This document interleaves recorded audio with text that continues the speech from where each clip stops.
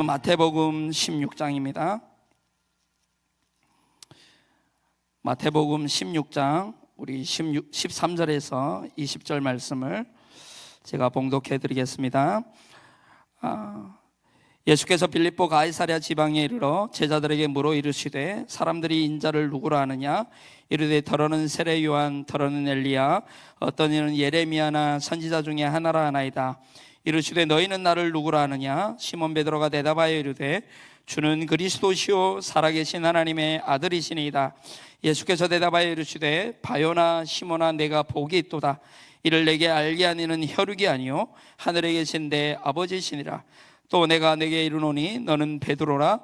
내가 이 반석 위에 내 교회를 세우리니 음부의 권세가 이기지 못하리라. 내가 천국 열쇠를 내게 주리니 내가 땅에서 무엇이든지 매면 하늘에서도 매일 것이요 내가 땅에서 무엇이든지 풀면 하늘에서도 풀리리라 하시고, 이에 제자들에게 경고하사 자기가 그리스도인 것을 아무에게도 이르지 말라 하시니라. 아멘. 우리 교회 본질이라는 제목으로 양윤석 우리 부목사님 말씀 준비해 주시겠습니다.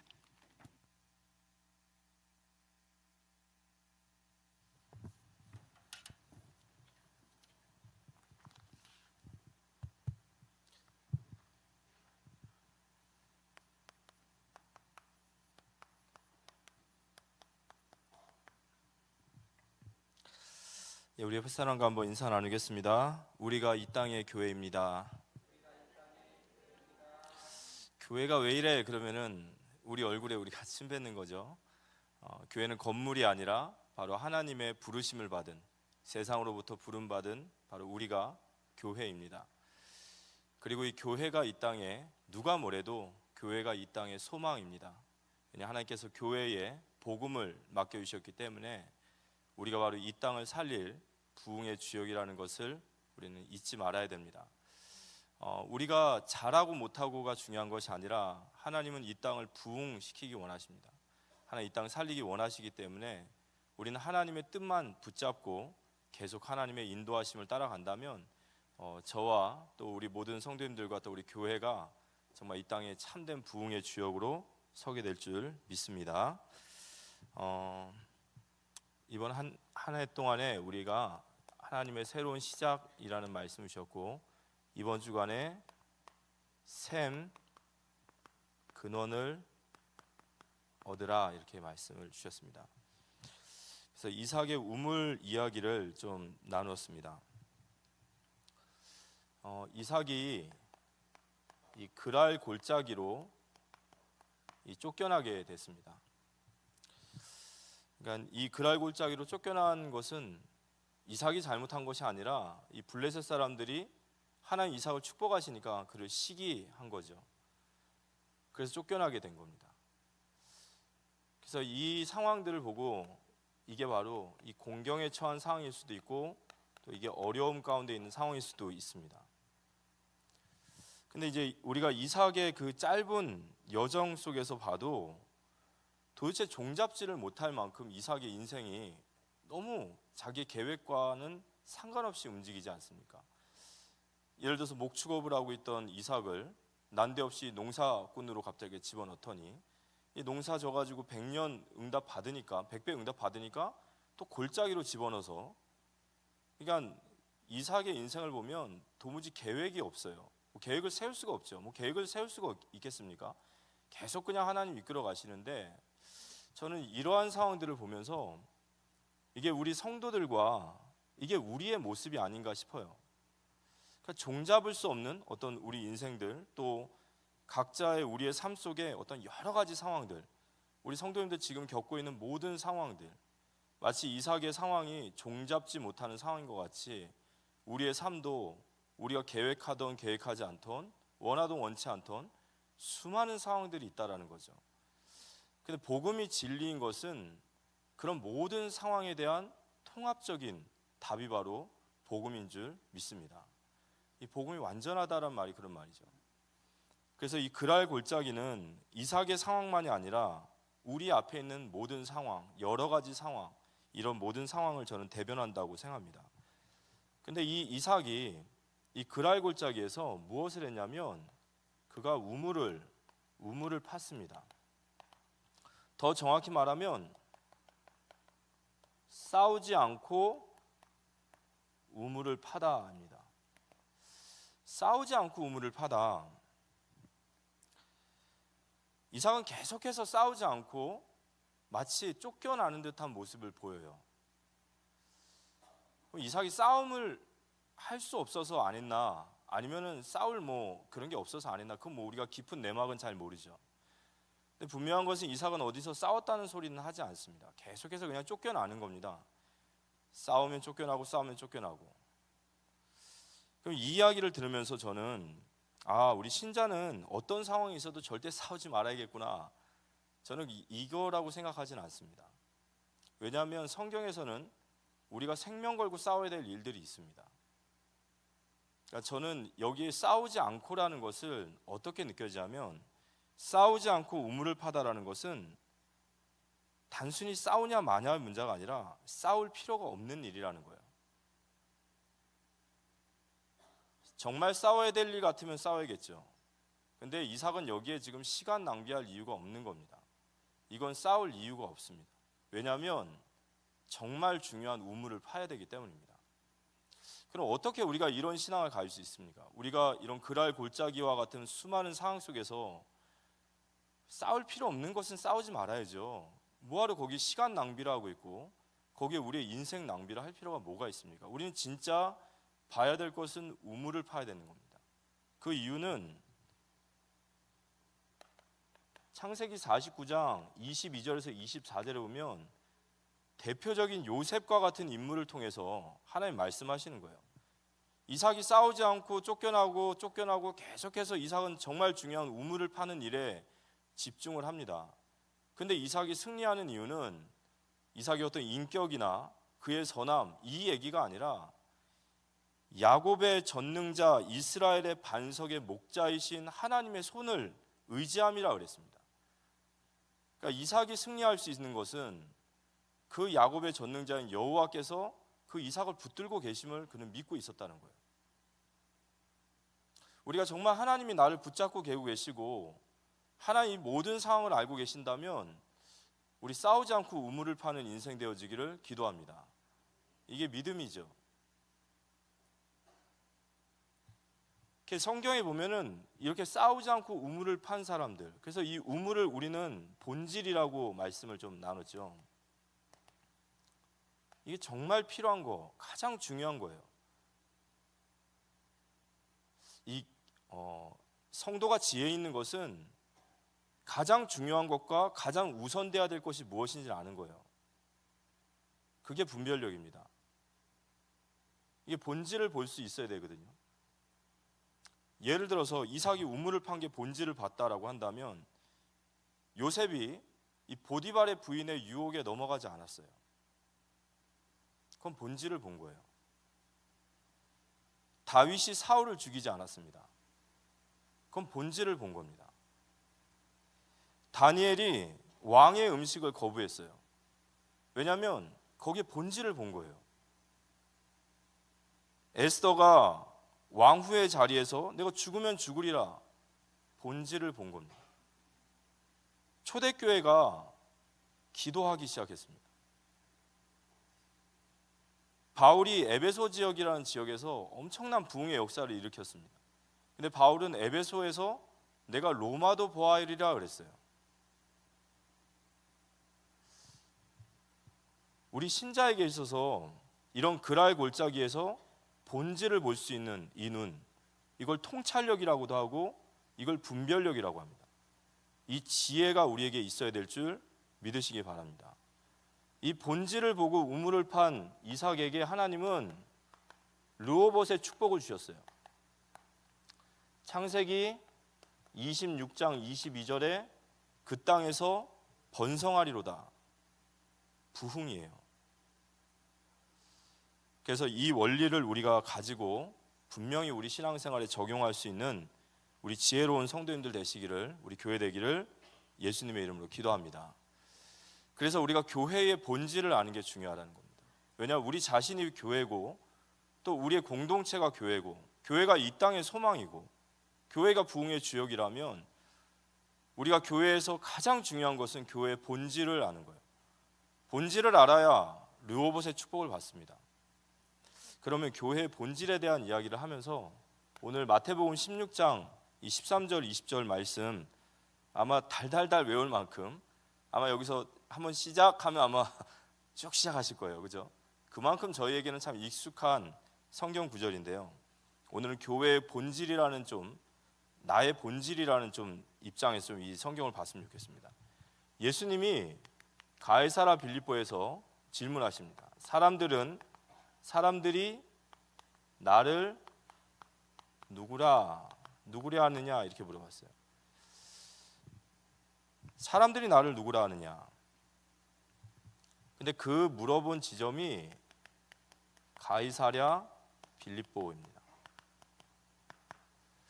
이 가이사라 빌립보라는 지역은 이스라엘의 가장 북쪽에 있는 이 헐몬산 쪽에 있는 지역입니다. 근데 이 가이사라 빌립보 이게 두 인물의 이름이 합성되어진 거죠. 가이사는 황제, 로마의 황제 이름이고 빌립은 그 당시에 유대 나라의 이 북부 지역을 통치했던 헤롯 빌립이라고 하는 그 왕이었어요. 근데 이 헤롯이라고 하는 임금은 정통적인 왕이 아니라 분봉왕, 곧 로마의 황제가 지역을 맡아서 왕노릇 해라라고 준 왕입니다.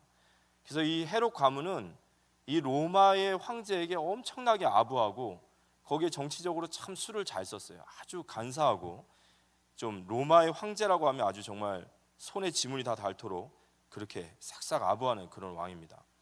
그래서 이 헤롯 빌립이 지역명을 바꿨는데 황제의 이름인 가이사라라는 지역 이름과 자신의 이름 빌립보라는 지역 이름을 합쳐서 가이사라 빌립보라고 했습니다. 그래서 이 가이사라 빌립보라는 지역에는 이 헤롯 빌립이 우상의 신전을 세웠는데 이 신전에서는 황제를 숭배하는 의식이 가장 적극적으로 행해졌어요. 그래서 이 도시는 어떤 도시냐면 완전히 로마 황제를 정말 신처럼 받드는 도시예요.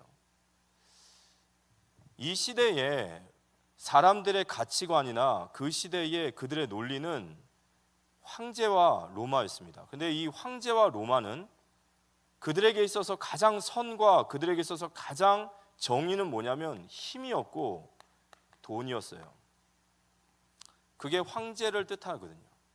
그러니까 그 시대의 사람들의 가치는 가장 그들을 이끌어가는 가치는 황제를 숭배하고 그 가치는 힘이었어요. 힘으로 이끌어가는 그리고 돈으로 이끌어가는. 그러니까 이러한 도시, 이러한 사상과 이러한 생각으로 가득 차 있는 도시에서 지금 예수님이 질문하신 거예요. 근데 이제 제자들이 얘기합니다. 사람들이 나를 누구라 하느냐라고 물었을 때 제자들이 어떤 이는 세례 요한, 어떤 이는 엘리야, 어떤 이는 예레미야, 또 어떤 이는 선지자 중 하나라나이다 이렇게 얘기합니다. 마태복음 16장 14절에 그런 말씀이 있습니다. 근데 이 사람들 4명의 특징이 뭐냐면 전부 다 한마디로 말해서 이들이 선지자예요. 유대인들에게 있어서 선지자 하면 딱 생각나는 게 뭐냐면 그들에게 있어서 선지자는 능력과 기적이에요. 그들이 생각하는 선지자가 뭐냐라고 하면 선지자의 공통점은 능력과 기적입니다. 그러니까 그들은 예수님을 어떻게 알고 있었냐면 구약의 능력과 기적을 행하는 선지자로 알고 있었던 거예요. 이 시대 사람들의 황제 숭배의 사상과 그리고 자신들에게 필요한 능력과 기적을 갖다 줄 그럴 존재로 예수님을 알고 있었다는 거죠. 뭐 예수님이 구원자로서 그리스도로서 그런 거 중요한 게 아니라 지금 우리에게 가장 필요한 능력과 기적을 베풀 선지자, 더욱이 유대인들은 로마의 속국 속에 있다 보니까 이게 더 필요한 거예요. 진짜 이 로마를 다 뒤집어 엎고 우리를 구원해 줄 메시아를 기다리고 있는데 예수님을 보니까 이런 능력과 기적이 나타난단 말이에요. 그래서 그들은 예수님을 이렇게 알았어요. 능력과 기적의 선지자. 한마디로 말해서 사람들이 원하는 것은 정말 나에게 필요한 예수, 내가 원하는 예수, 뭐 이런 거예요. 정말 나에게 능력과 기적으로 내게 이러한 복을 주고 이러한 축복을 줄 수 있는 예수, 이 예수님으로 알고 있었어요. 예수님이 누구신지에 대해서 관심 없어요. 예수님이 누구시냐 이거에 대해서는 관심 없어요. 그런 얘기 하지 말고, 그런 건 중요한 게 아니라, 그럼 이게 2000년 전에 예수님의 때만 이야기냐? 그렇지 않습니다. 지금 대한민국에 있는 많은 교회와 우리 성도들도 우리가 예수님을 심지어는 그리스도라 말하지만 정말 깊은 곳에는 예수님 누구시냐? 내게 복을 주시고 나를 축복하시고 내게 능력과 기적을 행해 주실 그 예수, 우리 깊은 동기 속에 이런 게 있을 수 있는 거죠. 이건 사람들의 생각입니다. 이건 예수님이 이분이 아니에요. 이건 본질이 아니죠.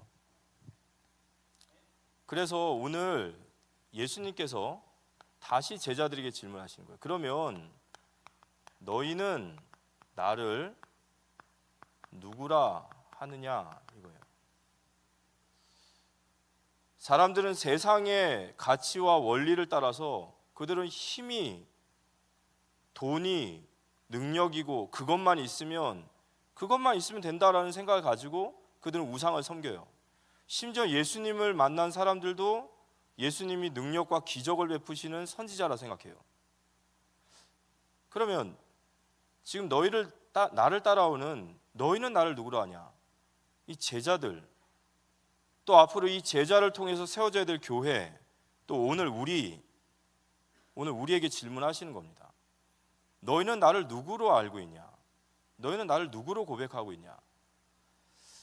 마태복음 16장 16절 한번 읽어볼까요? 시몬 베드로가 대답하여 이르되 주는 그리스도시요 살아계신 하나님의 아들이시니이다. 아멘. 시몬 베드로가 주는 그리스도시요 살아계신 하나님의 아들이십니다라고 고백했을 때 17절에 예수님이 바요나 시몬아 내가 복이 있도다. 이를 내게 알게 하니는 혈육이 아니요 하늘에 계신 내 아버지시라 그랬어요. 정말 우리로 얘기하면 야 네가 어떻게 이걸 알았냐라는 거죠. 여러분, 복이 뭘까요? 복은 예수님이 누구신지를 정확히 아는 것이 복이에요.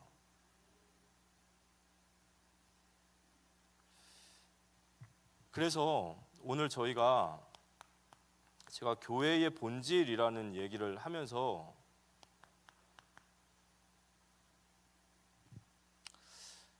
주님께서 피로 값주고 사신 우리 이 교회가 가장 중요한 게 뭘까요? 가장 중요한 거. 이거 아까 제가 본질이라고 말씀드렸죠. 교회의 가장 중요한 게 뭘까요? 교회가 모든 게 다 중요합니다. 근데 교회가 가장 중요한 것은 신앙이 아니라 신앙 고백이에요. 이 신앙 고백이 교회의 본질입니다. 왜냐하면 이 신앙 고백에 따라서 교회는 그려져요. 우리가 예수님에 대한 신앙 고백이죠.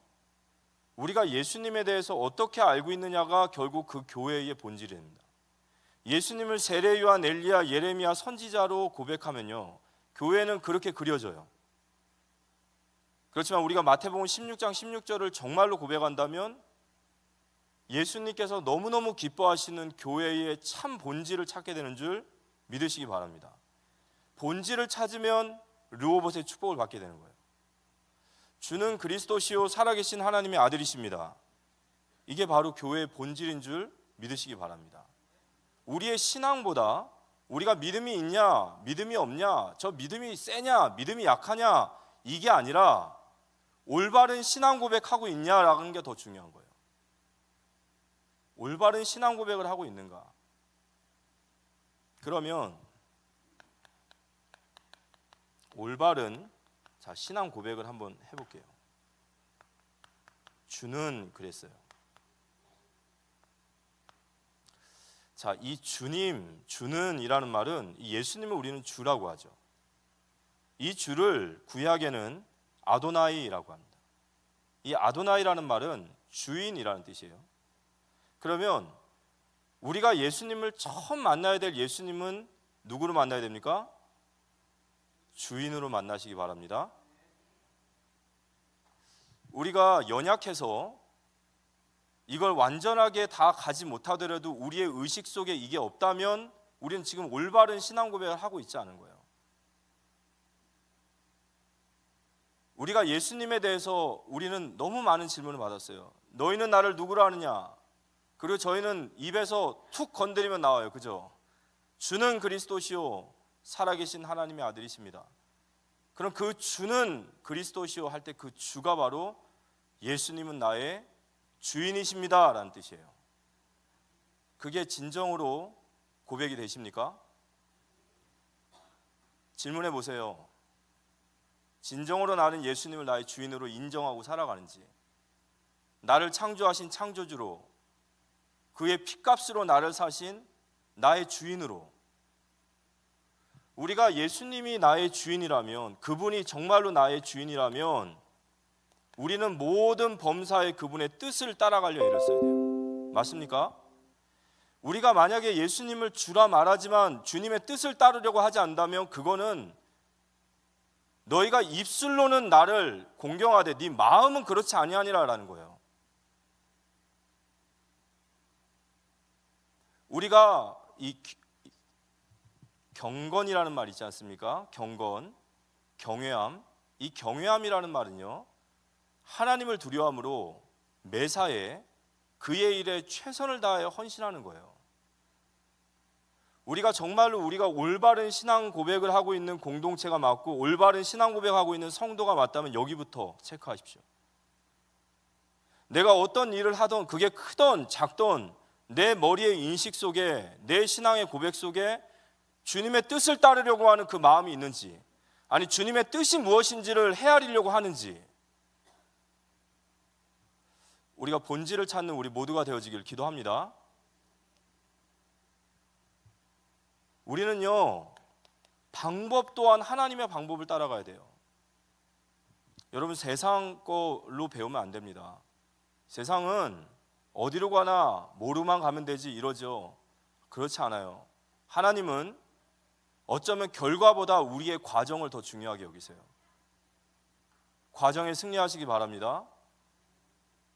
우리가 인본주의 쓸 거 다 쓰고 우리 힘으로 할 거 다 하고 머리 쓸 거 다 쓰고선 하나님 일을 우리가 영광입니다, 하나의 은혜입니다, 아니란 말이에요.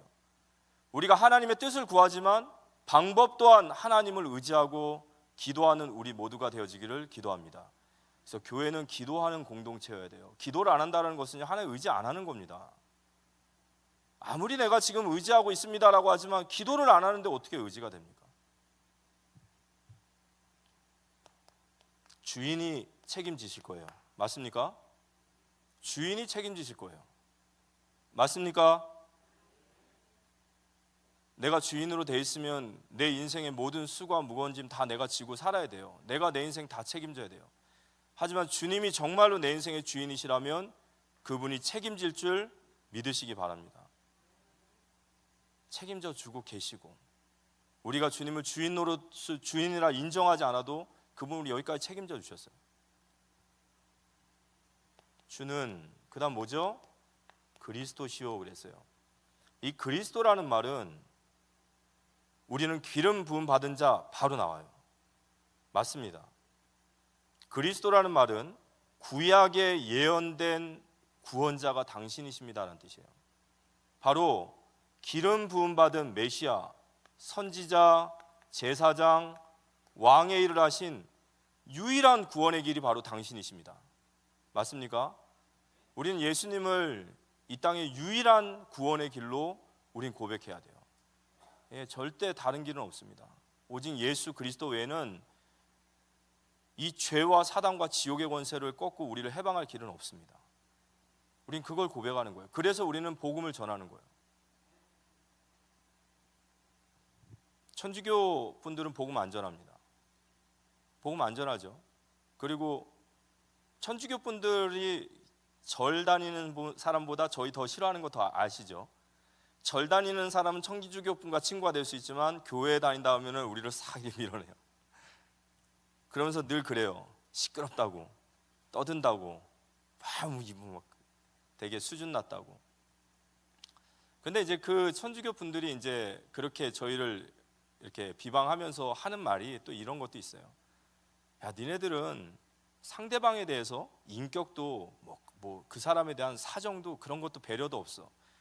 그 중에 대표적인 게 뭐냐? 니네 왜 싫다는데 자꾸 복음 전하냐 이 얘기를 해요. 너네 왜 싫다는데 복음 전하냐?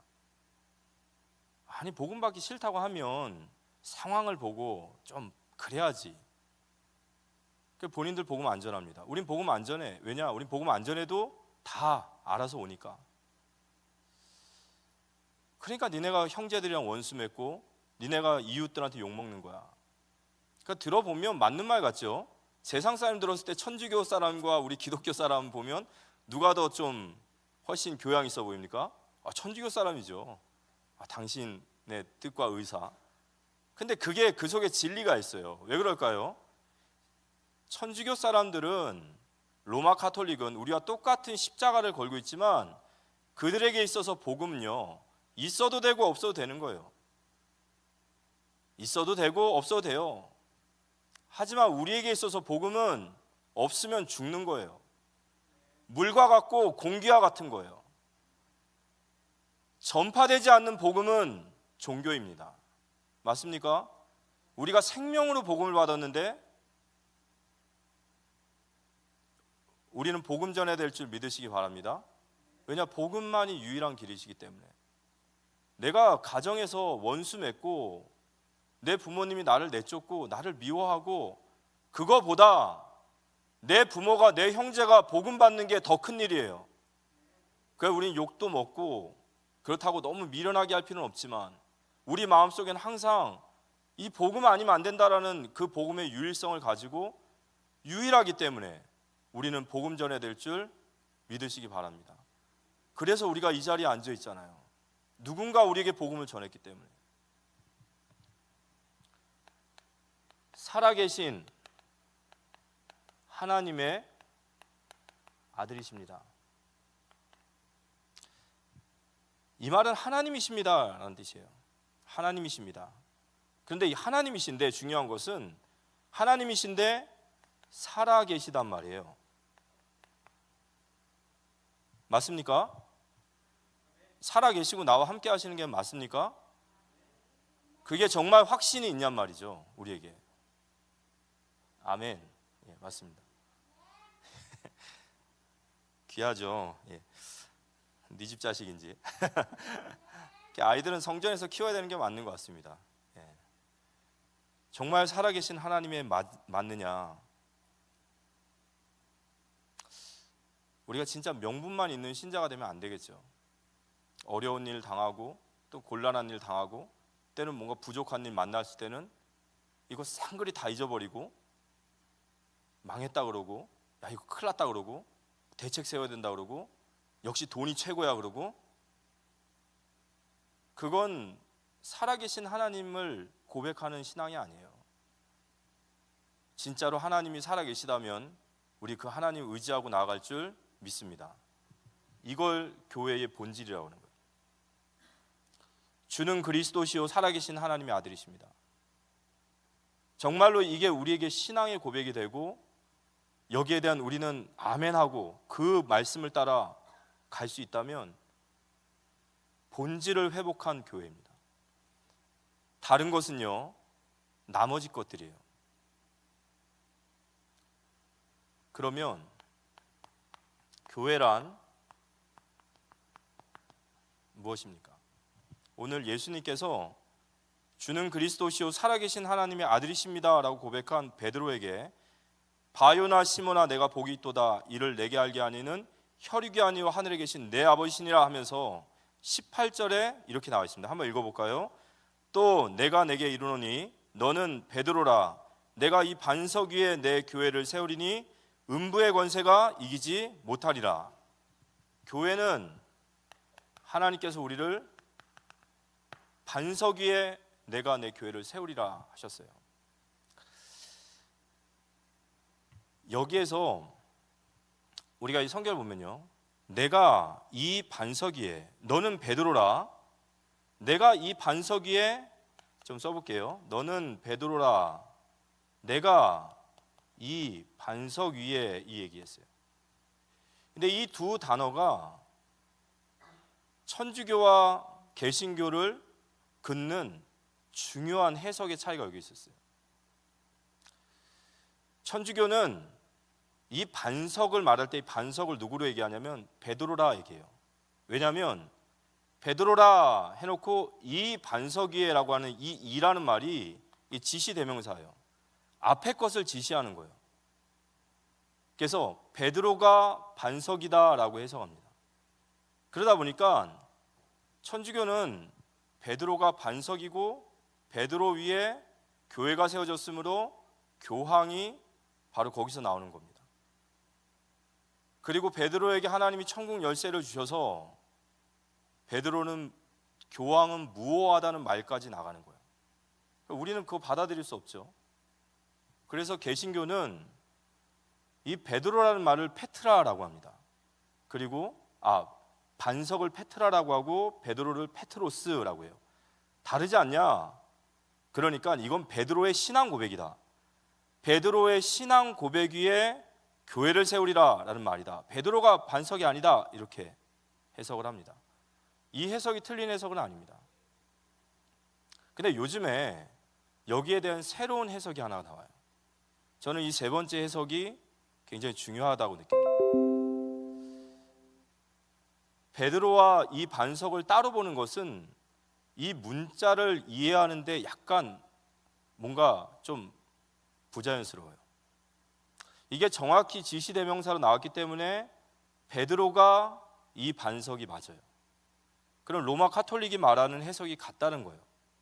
그런데 뭐가 다르냐면 천주교는 베드로가 반석이고 그 반석에 교회가 세워짐으로 교황이 바로 교회의 머리다라는 식으로 가지만 우리는 그렇게 보지 않습니다.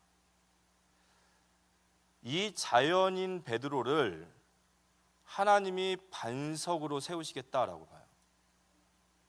그래서 이게 어디에 근거가 있냐면 요한복음 1장 42절 말씀 한번 띄워줄 수 있으면 요한복음 1장 42절 말씀 한번 읽어보겠습니다. 데리고 예수께서 오니 예수께서 보시고 이르시되 내가 요한의 아들 시몬이니 장차 게바라리라 하시니 게바는 번역하면 베드로라. 자, 예수님이 베드로를 처음 보셨을 때 그 베드로의 이름 뭐였죠? 시몬이었어요. 그런데 그 시몬을 보면서 그의 속에서 장차 그가 베드로가 되리라, 곧 게바 반석이 되리라 라는 것을 보셨단 말이에요. 내가 이 반석 위에 베드로라, 내가 이 반석 위에 내가 교회를 세우리라는 말은 자연인인 베드로를 주께서 반석으로 세우시리라 라는 뜻이에요. 베드로가 이 고백을 하고 나서 정말 반석이 됐습니까? 아니에요. 베드로가 주는 그리스도시요 살아계신 하나님의 아들이십니다 했더니 예수님이 그래 맞아, 내가 이제 십자가에 못 박아 죽을 거야 했더니 베드로가 뭐라고 하죠? 아이고 그런 말 하지 마십시오. 그 말도 안 됩니다. 이 성경을 제대로 연구하면요, 예수님을 꾸짖었다는 거예요. 예수님 그런 소리 하지 마십시오. 말 같지도 않은 소리 하지 마십시오. 지금 예수님이 요 죽으시면 어떡합니까? 꾸짖었대요 예수님을. 그랬더니 예수님이 뭐라고 하죠? 사탄아 물러가라. 너는 나를 뭐하는 자요? 넘어뜨리는 자라. 이 넘어뜨린다는 말이 스칸달론이라고 그래요. 스캔들 알죠? 스칸달론. 베드로가 반석이다 해놓고선 금방 걸림돌이 되버려요. 스칸달론. 이 무슨 얘기냐면요, 교회는 뭐냐면 스칸달론, 걸림돌 같은 인생들을 주께서 반석으로 세우시리라 이거예요. 이게 바로 교회예요. 그래서 교회는 어떤 사람들이 오죠? 스칸다론. 다 인생에 걸림돌 되는 인생들을 여기다 다 모아놓은 거예요. 교회는 훌륭하고 대단하고 그런 사람들이 모이는 것이 아니라 걸림돌 같은 인생들을, 문제 많은 인생들을, 베드로 같이 안 될 거 그런 인생들을 다 모아놓으신 거예요. 그런데 주께서 그 자연인 베드로를, 그 걸림돌 베드로를 반석으로 내가 세울 것이다. 그게 바로 교회입니다. 그래서 교회가 이 땅의 소망이에요. 교회가 이 땅의 소망인 이유가 이 교회에 들어올 때는 다 스칸다론, 다 걸림돌로 들어오지만 주께서 그를 반석같이 세우실 줄 믿으시기 바랍니다. 음부의 권세가 너를 이기지 못하리라. 무슨 말씀이시죠? 자, 따라합시다. 다 이루었다. 주님께서 승리하신 줄 믿습니다. 우리는 싸워서 승리하는 게 아니라 주께서 이미 2000년 전에 십자가에서 완성하셨어요. 교회는 반드시 승리합니다. 지금 우리가요, 세상에서 별소리를 다 알고 교회가 어쩌고 저쩌고 얘기하고 정말 세상과 우리 막 스코어를 보면 한 100대 0으로 지는 것 같고 이거 교회가 되겠냐 하지만, 교회를 걱정하는 것은 감사하지만 너무 지나치게 걱정하지 마십시오. 왜냐, 교회는요 100대 0으로 지는 것 같아도요 101대 100으로 이깁니다. 예수님이 얘기하셨어요. 세상에서 너희가 환난을 당하나 담대하라.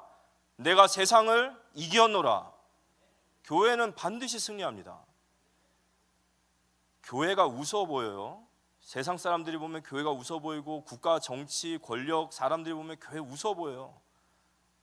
능력 있는 사람들도 아니고 별거 아닌 사람들이 모여가지고 아무것도 못하는, 그냥 밀면 밀려가고 걷어차면 걷어차는 것 같고 그냥 죽이면 죽는 아주 힘도 없는 자들이에요. 그래서 교회를 계속해서 죽이려고 합니다. 근데 교회는 안 죽어요. 절대 안 죽습니다. 왜냐, 이 교회의 머리가 예수 그리스도세요. 이 교회를 예수 그리스도께서 지키고 계신단 말입니다. 우리가 어떠한 환난을 받고 어떠한 상황에 있어도 진정한 신앙 고백을 하는 교회가 되어지길 기도합니다. 이 반석 위에 음부의 권세가 너를 이기지 못하리라. 여기에 확신을 가지시기 바랍니다. 교회예요. 교회는 반드시 승리합니다. 천국의 열쇠를 내게 주노라 그랬어요. 천국 열쇠를 내게 주노니 네가 땅에서 매면 하늘에서도 매일 것이요 네가 땅에서 풀면 하늘에서도 풀리라 하시고. 우리가 누구 이름으로 기도하면 응답받습니까? 예수 그리스도예요. 우리가 누구 이름으로 구원받았습니까? 예수 그리스도십니다. 그 예수 그리스도의 복음의 천국 열쇠를 우리에게 주신 거예요. 여러분, 열쇠는 뭐 하는 거죠? 문을 여는 거예요. 천국의 문을 누가 열어요? 교회가 여는 겁니다. 그래서 이게 정확하게 이래요. 구원은 하나님이 하시지만 천국의 문은 교회가 열어요. 왜냐, 그 열쇠를 교회에게 주셨어요. 제가 장례 예배를 드리면서요, 깨달아졌어요. 실제로 상황으로 보게 됐습니다. 이제 얘기해 드릴까요? 하나님 우리에게 천국 열쇠를 주셨다는 얘기를. 우리가 장례 예배를 가면 목사님께서 이렇게 장례 예배 복음 선포하지 않으십니까? 복음을 선포하는데요, 목사님 복음은요 참 신기해요. 듣고 아멘, 다음에 또 들으면 또 아멘, 또 들으면 또 아멘. 같은 말씀하시는 것 같은데 늘 마음속에 그렇지 그렇지 되어져요. 왜냐, 우리가 살아있기 때문에 복음이 생명으로 들려지는 거죠. 복음이 선포되면요 거기서 그리스도 이름을 받고 예수님 영접해요. 장례 예배지만 복음을 선포하면 그 복음을 듣고 예수님을 영접하십니다. 그런데 복음을 선포하는 그 자리에 가족에게 우리가 위로를 하고 오고 목사님이 예배를 하러 왔으면 그래도 우리가 최소한의 예의라는 게 있지 않습니까? 그럼 그 자리에 예의상 앉아야 되는데 그 자리를 거부하시는 분들도 있어요. 그걸 너무 뭐라 하지 마십시오. 그거는 사람이 잘못된 게 아니라 그 영적인 문제라는 거예요. 본능적으로 거부하는 거죠. 그런데 복음을 선포하는 자리에 그 자리에 앉아서 복음을 듣는 자는 예수님 영접하고 구원을 받지만 그 자리를 거부하는 자는 복음을 듣지 못하니까 영접을 못해요. 그래서 제가 이번에 장례식장에서 나오면서 우리 교육자분들과 잠깐 얘기하면서 또 이런 얘기를 했어요. 그 자리에만 있으면 될 텐데 라는 얘기를 하다가 딱 생각난 거예요. 아, 천국의 문이 열렸었구나. 복음이 선포될 때 눈앞에 천국의 문이 열려 있었던 거예요. 그런데 그 복음 선포에 말씀을 들은 자는 천국 문을 열고 들어가게 된 거고 그 자리에 오지 않은 자는 천국 문을 안으로 들어가지 못하는 거예요. 우리에게 천국 열쇠를 준 줄 믿으시기 바랍니다. 이게 얼마나 큰 영광스러운 하나님의 특권이고 우리의 사명입니까? 마태복음 10장 40절에 보면 그래서 예수님이 이렇게 말씀하셨어요. 너희를 영접하는 자는 나를 영접하는 것이요 나를 영접하는 자는 나를 보내신 이를 영접하는 것이다 그랬어요. 교회의 특권이죠. 땅에서 매면 하늘에서 매일 것이고 땅에서 풀면 하늘에서 풀릴 것이다. 저는 이 말이 한편으로 하나님의 명령으로 들려져요. 너희가 그 열쇠를 가지고 있다라는 거예요. 너희가 그 천국의 문의 열쇠를 가지고 있다. 모든 족속으로 만민에게 땅끝까지 나아가서 이 천국의 문을 열고 그들을 구원하는 우리 사명 감당하는 우리 되어지기를 기도합니다. 교회는 천국의 열쇠를 가진 것이 바로 교회다. 교회입니다. 이게 우리 자신이고 우리 공동체예요. 오늘 결론적으로 말씀 나누면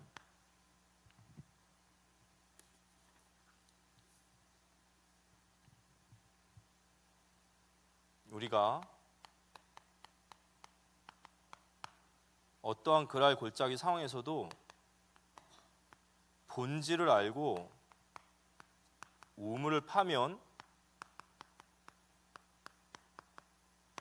반드시 승리합니다. 나중에 창세기 26장 그 하반절을 한번 읽어보세요. 이 얘기가 어떻게 마무리되냐면요, 이 이삭을 시비 걸고 쫓아냈던 그 블레셋의 왕과 군대 장관이 이삭에게 찾아와서 화해를 하자고 해요. 화침 맺자 그래요. 그러니까 이삭이 이제 그때가 기회인 거예요, 그렇죠? 야, 네가 나를 그렇게 쫓아내고서 날 쫓아낼 때는 언제고 지금 와서 나랑 화해하자 하냐? 그랬더니 창세기 26장 28절 한 점만 한번 열어주시겠습니까? 창세기 26장 28절일 거예요. 없으면 없나요? 28절. 예. 28절. 한번 읽어볼까요? 그들이 이르되 여호와께서 너와 함께 계심을 우리가 분명히 보았으므로 우리의 사이 곧 우리와 너 사이에 맹세하여 너와 계약을 맺으려 말하노라. 이방인이여, 나중에 이삭에게 와서 우리 화해하자. 너희 후손들이 우리 후손들을 절대 공격하지 말고 우리도 하지 않는 화해를 하자. 가불이 바뀌었어요. 왜 그러냐? 여호와께서 너와 항상 함께 하심을 내가 보았다. 어떻게 봤는지 모르겠어요. 이삭이 블레셋 땅을 떠나고 나서 우물이 다 말라버렸는지 모르겠습니다. 하지만 저는 이 이삭의 스토리를 통해서 우리 성도의 인생 여정을 보게 됩니다. 우리가 그랄 골짜기에서라도 가장 중요한 본질만 찾는다면, 그리고 우물 판다면 하나님 반드시 우리를 승리하게 하실 줄 믿으시기 바랍니다. 그래서 우리는 교회의 본질은 올바른 신앙 고백이다. 이걸 우리는 놓치면 안 됩니다. 우리가 올바르게 하나님 앞에서 이 본질을 찾고 신앙 고백을 한다면 하면 됩니다. 그래서 정말 우리 교회가, 그리고 우리 성도님들이 싸우지 않고 우물을 파는 우리 교회가 돼야 돼요. 정말로 우리가 모든 상황 속에서 본질은 하나님과 하나님의 뜻이에요. 이걸 계속해서 파악하고 여기에 대한 통찰력을 가지고 싸우지 않고 이건 안 해도 돼요. 정말 우리가 해야 될 것이 무엇인지를 찾아서 갈 수 있는 우리 공동체 되어지기를 기도합니다. 그래서 이 영적인 통찰력을 저는 지혜라고 생각합니다. 이 지혜를 어떻게 얻을 수 있냐? 고린도전서 2장 6절에서 10절, 우리 요거 마지막으로 보고 마치겠습니다. 고린도전서 2장 6절에서 17절 말씀, 성경 있으시면 같이 한번 읽어볼까요? 어떻게 우리가 본질을 찾을 수 있느냐 나와 있습니다. 같이 한번 읽어보겠습니다. 그러나 우리가 온전한 자들 중에서는 지혜를 말하노니 이는 이 세상의 지혜가 아니요 또 이 세상에서 없어질 통치자들의 지혜도 아니요 오직 은밀한 가운데 있는 하나님의 지혜를 말하는 것으로서 곧 감추어졌던 것인데 하나님이 우리의 영광을 위하여 만세전에 미리 정하신 것이라. 이 지혜는 이 세대의 통치자들이 한 사람도 알지 못하였나니 만일 알았더라면 영광의 주를 십자가에 못 박지 아니하였으리라. 기록된 바 하나님이 자기를 사랑하는 자들을 위하여 예비하신 모든 것은 눈으로 보지 못하고 귀로 듣지 못하고 사람의 마음으로 생각하지 못하였다 함과 같으니라. 오직 하나님이 성령으로 이것을 우리에게 보이셨으니 성령은 모든 것 곧 하나님의 깊은 것까지도 통달하시느니라.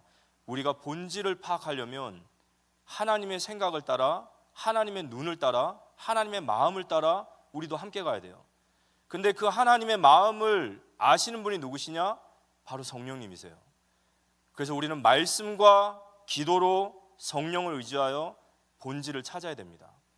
모든 상황 속에서 하나님의 말씀을 따라 그리고 기도를 통하여 그 성령을 의지하고 하나님, 이곳에서 제가 파야 될 우물이 무엇입니까? 정말 본질이 무엇입니까? 가장 중요한 것이 무엇입니까? 찾아가며 르호봇의 축복을 받는 이 땅의 부흥의 주역이 되는 우리 모두가 되어지시기를, 우리 사랑의 교회가 되어지시기를 살아계신 예수님의 이름으로 기도드립니다. 우리 같이 한번 찬양 드리신 후에 우리 기도하도록 하겠습니다.